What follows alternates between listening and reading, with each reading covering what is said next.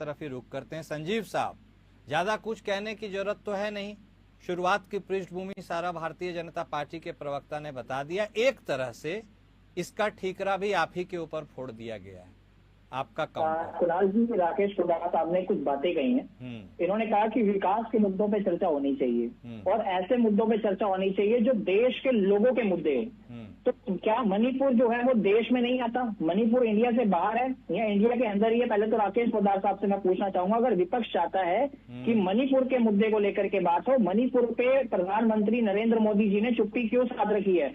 आज तकरीबन 1.5 साल होने को आ गया है, क्यों प्रधानमंत्री नरेंद्र मोदी जी मणिपुर को लेकर के संसद में चर्चा करने से कतराते हैं? और जब भी मणिपुर को लेकर के संसद में चर्चा करने की बात उठती है तो संसद को स्थगित कर दिया जाता है। और ये बात करते हैं कि संसद को कंट्रोल करने का काम विपक्ष करता है। अगर संसद को कंट्रोल करने का काम विपक्ष कर रहा होता तो इन मुद्दों पे चर्चा हो रही होती, संसद को स्थगित नहीं कर दिया गया होता। अगर आज संसद स्थगित करी गई है तो भारतीय जनता पार्टी के द्वारा की गई है।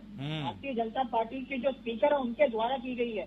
किसी आम मेंबर ऑफ पार्लियामेंट के पास ये अधिकार नहीं है कि वो संसद की कार्यवाही को स्थगित कर दे। स्पीकर के पास ये राइट होता है कि वो संसद की कार्यवाही को जब तक चाहे तब तक स्थगित कर दे। तो शायद राकेश पोद्दार जी के आंकड़े थोड़े ठीक नहीं है। अगर विपक्ष चाहता है कि अडानी के मामले में संसद में चर्चा हो और प्रधानमंत्री नरेंद्र मोदी जी और हमारे देश के गृह मंत्री जी ये आश्वस्त करें कि अडानी ने अगर गलती करी है तो उसके खिलाफ कड़ी से कड़ी कार्रवाई की जाएगी। क्यों अंबानी अडानी को बचाने के चक्कर में हर बार ये लगे रहते हैं?